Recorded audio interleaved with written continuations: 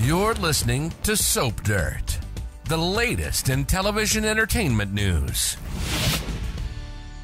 Hey YNR fans, we've got a juicy comings and goings update for you. This is Belinda from Soap Dirt, and we're going to unpack who's in and who's out at Young and the Restless. But if you have not, please click subscribe. Now let's get started. We've got some fan favorite recurring characters back, a legacy kid returning, a long overdue contract player is back, plus some Villainous returns to wreak havoc as we get closer to the pinnacle of February sweeps.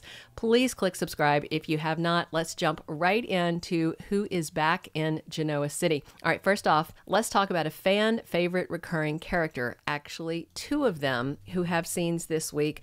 The first is Elizabeth Hendrickson, who has scenes as Chloe Mitchell. She is meeting her business partner, Sally Spectra, over at Crimson Lights. It looks like they are both going to need some tea and sympathy because things are not going well at all for them. Sally warns Chloe that everything they've worked for is about to go up in flames. It looks like their design business hit a major bump in the road, despite Sally just bragging about its success recently. We know that on Wednesday, February 14th, Adam takes a big risk for Sally, so I wonder if he's going to invest to try and save Sally and Chloe's business. Of course, Chloe's no fan of Adam's, and she says that anytime she is around. And remember, Nick has already invested, so it'll be curious to see if Adam throws some money at them too. Another recurring character with more scenes next week is Tracey E Bregman as Lauren Fenmore.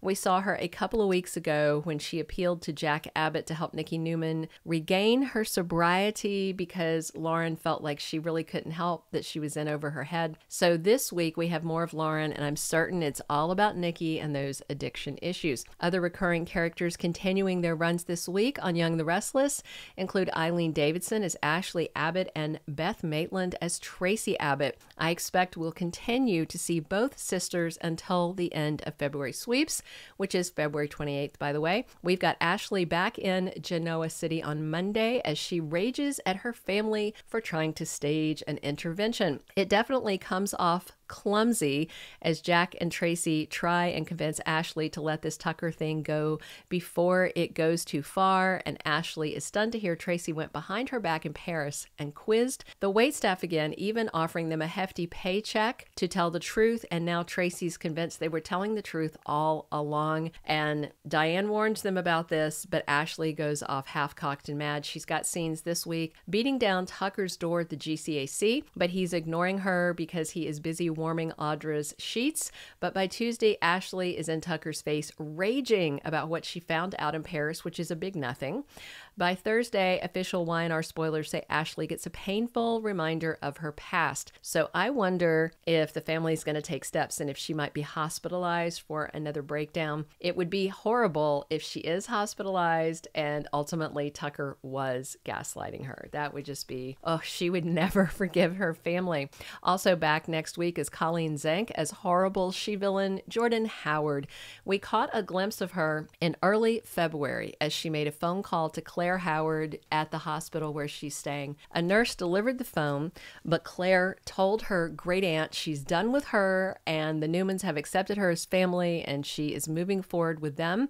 And then she told the nurse to not accept any calls from that number again. I'm certain that Claire blocking her calls is what led Jordan Howard to take her next drastic action. She burned down the jail where she was being held and now she's on the loose, although we haven't seen her since the prison break. We've only seen Nikki Newman freaking out when she's getting phone calls with no one on the other end.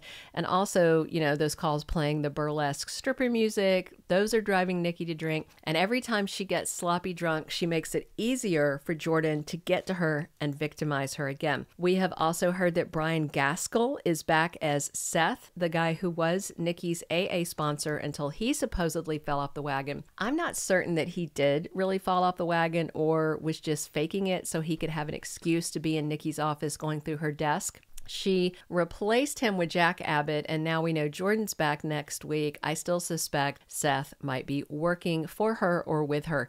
So Jordan finds a new way to torment Nikki, according to spoilers for Thursday, February 15th. So I do expect to see her then, and maybe that's when we see more of Seth. He's not an entirely throwaway character because they kind of put a lot into him. So I just suspect he's going to be back and part of Jordan's payback plot against Nikki and her other perceived enemies. We are also getting closer to the returns of both Mishael Morgan and Christel Khalil as Amanda Sinclair and Lily Winters. On January 24th, Mishael posted a video to Instagram revealing she was back on the set for a short arc as lady lawyer Amanda Sinclair.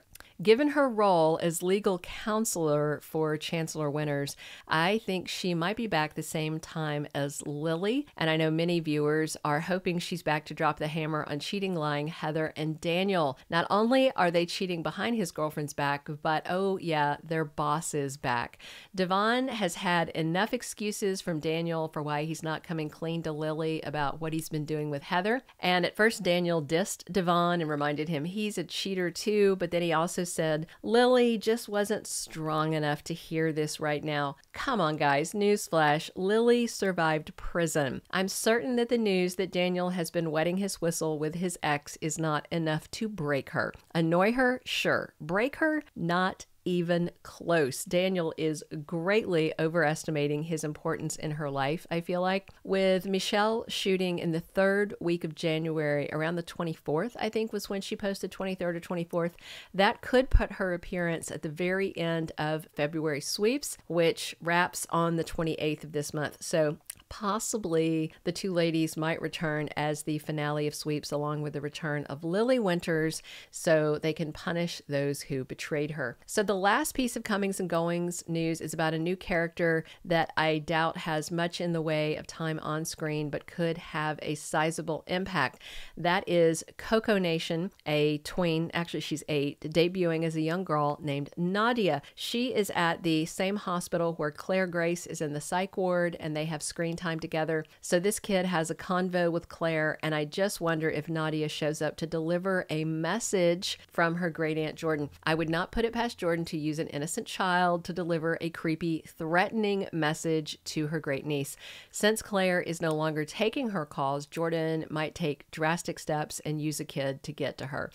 And by the way, we also have Connor Newman back very soon. Judah Mackey has been on scene. I expect him in February sweeps as Connor is struggling with his grades. And I also wonder if J. Eddie Peck is on a time limit as Cole Howard. I just don't know how he's going to fare once Jordan is back in town. All right, that is all of the Y&R comings and goings I have for you. Please click subscribe if you haven't already. Definitely drop your comments and come back soon. We are here talking Y&R 7 days a week. And as always, it is Belinda from Soap Dirt. Thank you for being a loyal listener. Follow us wherever you get your podcast, because you don't want to miss the next episode. Soap Dirt is on all the major podcast platforms, including Apple Podcast, Spotify, iHeartRadio, and more.